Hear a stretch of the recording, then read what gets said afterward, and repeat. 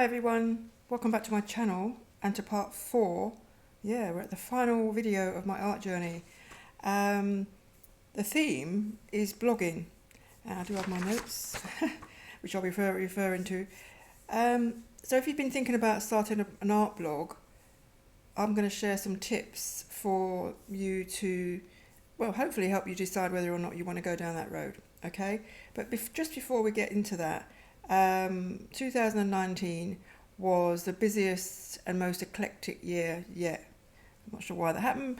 I wasn't planning for that at all, just the way it turned out. Some things were self-directed, like visiting art fairs, galleries, exhibitions, and some things were, experimental, like trying digital art, which I probably will do a video about at some point in the future. And some were invitations to showcase my artwork. In the end, it was like 2 invitations to do that, and also I got involved with collaborating and curating an exhibition with a group called Cinnamon Arts, and we showcased our art in a group. It was when was that? Last year, middle of last year in the summer, in a pub. Yeah. But you can check all of those, what I call monthly highlights of 2019 in a link to my blog post, which I will definitely recommend going and having a look at. I've posted it I've linked it in the description below, so you'll be able to see, as well as that post, you'll be able to see a mixed bag of my blog posts, including why I visit art galleries and more. So do check that out. So let's get started. So I want to give you some blog tips, really, things that help me, things that I suggest you consider, because it's not something you should rush into, or I really need to do. You do need to think it through. I launched my art blog in 2019, and that was after a lot of deliberation, not procrastination though. I didn't think about it like that.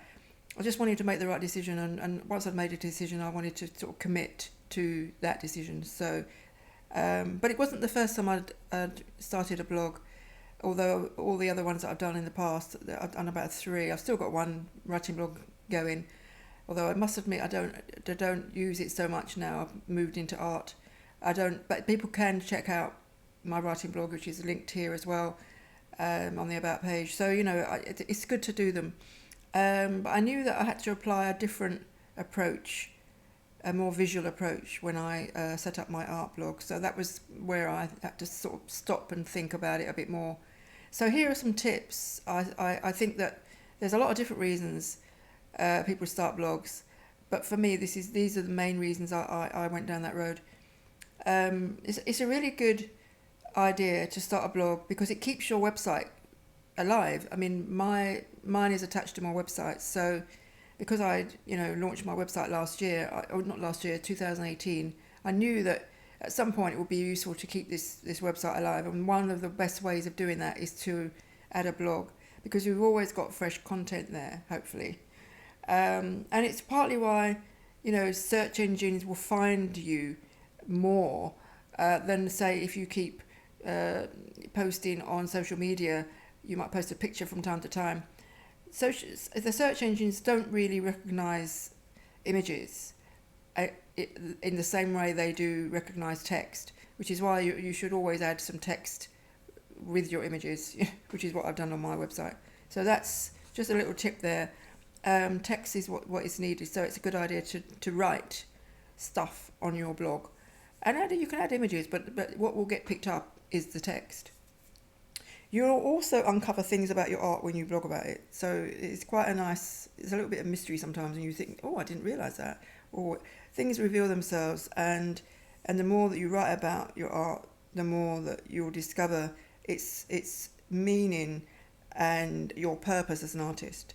These things will reveal you as an artist. And there may be things that you know about yourself, but there may be things you didn't. That I didn't realise that, And so what you'll be able to also do is articulate your work to collectors, don't rule anything out, to curators and writers. You never know, it might happen. when I had to do when I was asked to do a showcase, I didn't really worry too much about it because I knew I'd already got my website set up. So I had a sense of how it would work. I wasn't wondering I also had my art inventory, which really helped me decide on what pieces I would want to talk about. So, those are the things that really help you. A blog will differentiate you. It will be unique to you and about you as an artist. And it gives you a voice as an artist. I think it's a forum for you to express your ideas in more depth. So, and it stays there. It's not like, when you post on social media, it disappears amongst the millions or thousands of other people's posts, and you never see it again. Well, you do, but, it's gone from view, and at least people can come and see your blog and it stays put. One of the things you do not need to do is to blog every day or many times a week, or you have to. You don't really have to do that. It's up to you how you want to play it. So they don't even have to be that long either. I've got a mix of short ones and long ones on my blog, and interestingly, it has at the top of each blog how many minutes a read it is. I think the longest read on mine is 12 minutes, and the shortest is probably a couple of minutes. So it's not huge, and you can add images and links and all sorts of things. You can really have fun with the blog. What else is there? So you are in control. Basically, you decide what's going to go on in your blog. And one little thing that I must share is that many blogs have evolved into books. It's certainly something to think about. Or even an ebook. It doesn't have to be a huge undertaking, but all the things that you may blog about may, in some way, be shaping towards a book at some point. It can help you establish you as an expert in your field. So there's a lot of scope when you start blogging.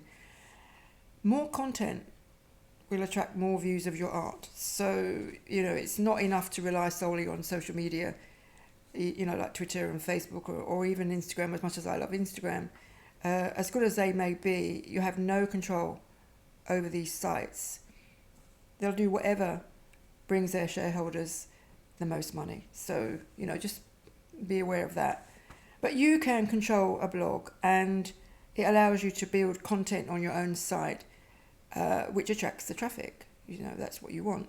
And you'll benefit from posting on a blog and then sharing it to social media, which is what I have done in the past, rather than posting only on social media. You need a sort of mixed bag, holistic approach when you're doing your art blogging. And sharing your art on your website, and it's good to have a holistic approach to all of that. I hope these tips are helpful. If you've any queries, please do let me know in the comment section below. And that is the end of these art journey videos. I hope you've enjoyed watching, and do check out part 1, 2 and 3, which will give you the full picture of the art journey, which started in 2015. And that's it. Stay safe until I see you the next time. Bye for now.